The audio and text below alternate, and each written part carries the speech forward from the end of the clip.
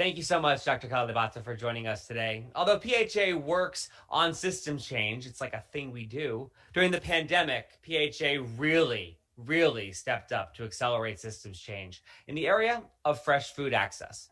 Through the COVID-19 Fresh Food Fund, PHA has now distributed more than 2 million servings of fresh fruits and vegetables. I'd like to turn it over now to PHA board member Viviana Lopez Green to have a discussion with this important work and talk to some of the program leads from our on-the-ground partners around the country. Viviana, welcome. How are you? I'm doing great. Thank you so much. It's my pleasure to be here. And as we've been discussing, the COVID-19 pandemic brought enormous challenges. But with those challenges came insights and opportunity. And just to highlight that the pandemic spotlighted what PHA has known all along, that disadvantaged communities with limited access to nutritious fruits and vegetables are more vulnerable to the ravages of diet-related diseases. Unfortunately, those diet-related diseases, like diabetes and obesity, prove to be severe comorbidities to the COVID-19 as well. So in response to the clear need for access to fresh produce, to fresh fruit and vegetables, we established at PHA the COVID-19 Fresh Food Fund, a program designed to redirect fresh and high quality, but also excess produce into communities that were hit hard economically by the pandemic. In 2020 and 2021, we rolled out the program in 3 high-need cities, Denver and Aurora, Colorado, and Rochester, New York. We are joined today by our partners from all 3 fresh food funds. We have Kristina Welch, founder and CEO of the Co-op First in Denver. We have Mitch Gruber, Chief Partnership Officer at Foodlink in Rochester. And we have with us also Kate Garvin, Director of Community Schools, Family Advocacy, and Community Engagement at Aurora Public Schools. Thank you all for being here. And I wish we'll have more time, but we would like to take your expertise and the work that has been happening to highlight how has this been happening in the ground. And Kristina, we would love for you to share with us, and of course, Mitch and Kate, please chime in, but how has the COVID-19 Fresh Food Fund helped you meet the variety of challenges that arose from this pandemic?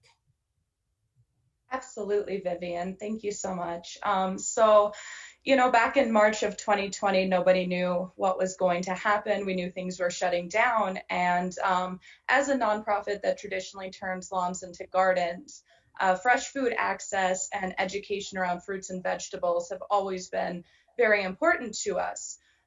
So we had wanted to do a program where we could do school lunches for our underserved community of 96% free reduced lunch, knowing we needed to offset the food for these families. And this was pre-COVID that we were seeing, families with this much need. And I remember getting the call in April from the USDA the very first week saying, can you start this program early? The schools are closing. We need someone to provide food. And we thought, sure, we'll roll out with, we'll serve 30 kids a day. We started that week. Our volunteers and chefs were on board. And within 3 weeks, we saw that need was not, 30 kids a week. It was closer to 300. And we had no idea how we were going to afford the fruits and vegetables. And we couldn't imagine giving them processed food or anything that would be contradictory to our mission. So we were really fortunate to be partnered with Partnership for a Healthier America. And I remember the day the first crate of boxes arrived and we opened it, and it was a plethora of fruits and vegetables, fresh raspberries, blackberries, tomatoes. And we quickly realized this was so much more than, school lunches, but this was enough food to provide meals for 5 days to 7 days for a family of 4 to 6 people. And, we were elated to be able to support. Our families had so much need. There was transportation issues. There was being able to watch the kids, and also internet. A lot of our families didn't have that. And there was another partner, Zapongo, who was amazing in providing recipes in the boxes of produce so that families could have ideas of what to use with it, but you had to follow a link. And so many of our families didn't have access to internet. So we spoke with PHA and we were able to start empowering our local chefs who were out of work, which was a really amazing part of the partnership for us. Was we were able to start creating vegetable forward pre-made meals, and we got to incorporate culturally relevant recipes for our neighborhood. So each week we included these recipe cards that, introduced the chef. It had the recipe in both English and Spanish, and was really able to not only feed so many families in need. By the end of the pandemic, we were feeding 550 families a week. So feeding so many families, and we just really appreciated the support.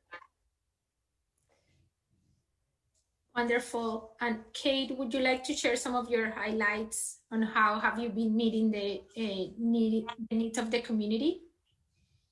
Yeah, so similar to Kristina's story, when the pandemic hit, we were, looking, I run a network of community schools. And so we're a hub of the community, and we are often in relation to our families. And when the pandemic hit, we were like, what do we do? How do we continue to build our trust and be there for our families? And my team was able to conduct over 6,000 virtual home visits. And we learned just so much the need of not only food, but fresh food.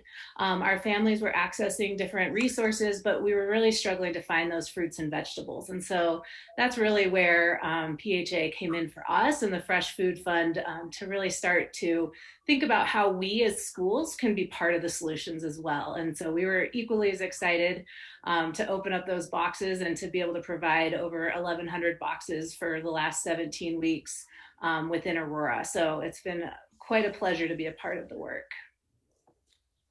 Thank you, Kate, and thank you so much, Kristina.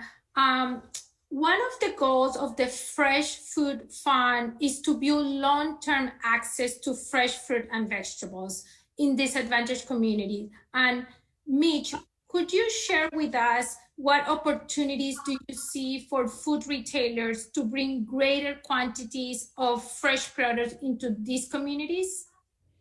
Absolutely. And I'm even going to link my answer to the last question too. Foodlink is actually, we're the Feeding America Regional Food Bank in Rochester, New York. And we serve, millions of pounds of food out of our doors on a regular basis, even before the pandemic. And certainly during COVID, between the USDA's CFAP boxes, and in New York State, there was a great program called Nourish New York. Our traditional food banking got a lot of support from government sources. But Foodlink has always prided ourselves on thinking about the root causes of hunger and not just utilizing the Band-Aid that is traditional food banking. And so we, over the course of the last 7 years, have developed one of the biggest mobile market programs, truly a mobile farmers market that loads up fruits, vegetables, eggs, goes into underserved communities where there's not a lot of fresh food retail, and sets up shop. We had to close during COVID at the beginning parts, and all this relief and support we got from government sources was focused on the charitable side of things. PHA and this Fresh Picks program really allowed us to think through how to reopen our curbside market. And that was hugely important. There were so many people in our community, I'm thinking in particular about seniors, who maybe didn't need to utilize emergency or charitable food, but had a major barrier to getting to traditional retailers. Not just because our public transportation system wasn't what it used to be, but also because they were being told by their medical professionals not to go out to the store. So I think it's critical, to answer your question, Viviana, it's critical that we think about food retail in more innovative and creative ways. Mobile farmers markets are really an important method to think through what we take out of COVID and extrapolate to be always omnipresent solutions to issues with food retail.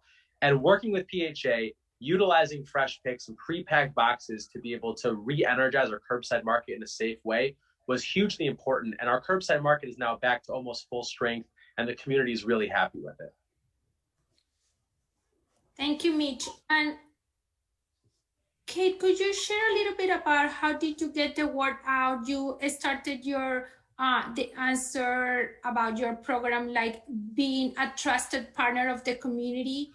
How, you know, with everything, the circumstances that were created by the pandemic in these communities, could you share a little bit about what was the response of the community, where we are trying to make sure that they were getting access to, you know, fruit and vegetables and in a different way? It would be good, I think, to learn how did you all get the word out.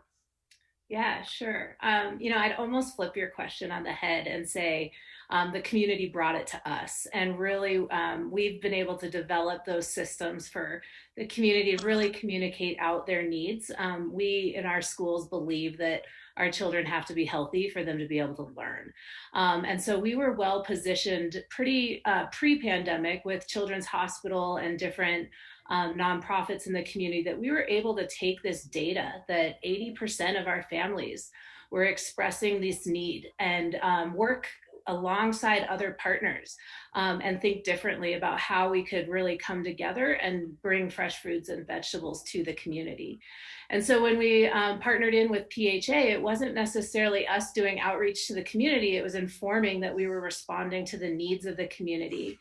And now we're working deeper with parents and families in those nonprofits, and we're actually opening up food clinics within 2 of our schools where our families are going to be able to come in and talk deeper about their relationships and their needs within the community, and learn about all of the different resources beyond just our fresh fruits and vegetables that we're able to hand out now, and hopefully move into those places of food kits and really allow the community to drive the bus on what they want. And for us, you know, our schools, we have over 75 home languages. And when we start thinking about food banks and distribution of food, fresh food and fruits and vegetables, those are the most culturally relevant foods because anybody can cook what they want out of it. And so to us, that's really the key for us, is making sure that not only is our families getting healthy food, but foods that they're going to use and that will actually support them in their journey to food security.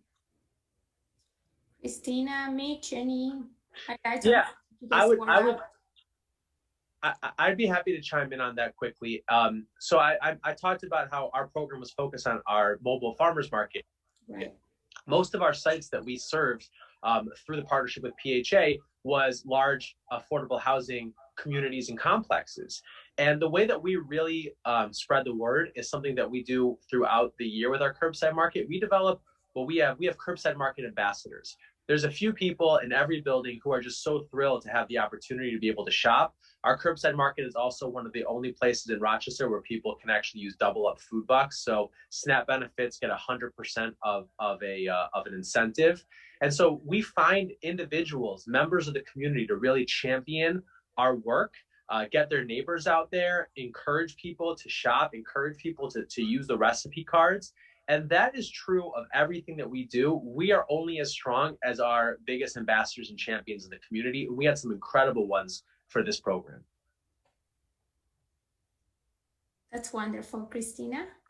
Yeah, the same thing. So we are in a low-income neighborhood, and we created a year-round farmers market that empowers local producers and farmers.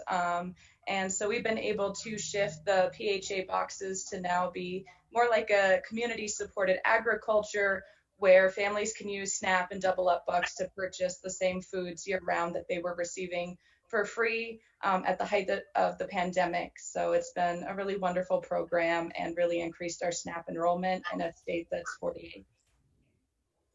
Wonderful. So any changes, any learnings from the ways that you all have to change the approach of getting this to the community that you think will change your services, your business model after this? I'm happy to jump in and get started with that question. So for us, you know, I've always had an inclination that our program works best when we offer people choice. And what we were doing with this program was a pre-packed box. And so I was skeptical from the start about offering people things that are pre-packed. And the truth is that we were able to learn lessons that there are plenty of people that choice is important. And we know we're going to continue to have choice, but we're going to also incorporate the pre-packed box shares. It's easier for some folks. In particular, we found that senior citizens really enjoyed this. And so we're gonna use the lessons that we learned, champion it with ambassadors, find the right sites to have pre-packed boxes, but not rule it out. And that's something that I really give PHA a lot of credit for encouraging us to do. Wonderful. I can hop in, and something we've just really learned and has been highlighted through this work is just cross-sector partnerships, and really going beyond who we typically work with and start thinking about, let's put the community at the center and figure out how to get food there. And whether it's at a school, whether it's at a food bank, how can we all work together to actually solve the root problem rather than all trying to take on little pieces of it and not really getting anywhere. And so really just learning how we can all work together in a different way to serve is a big outcome for us. Absolutely. Like Kate said, leveraging those community partners. One of the big hurdles for our community was transportation.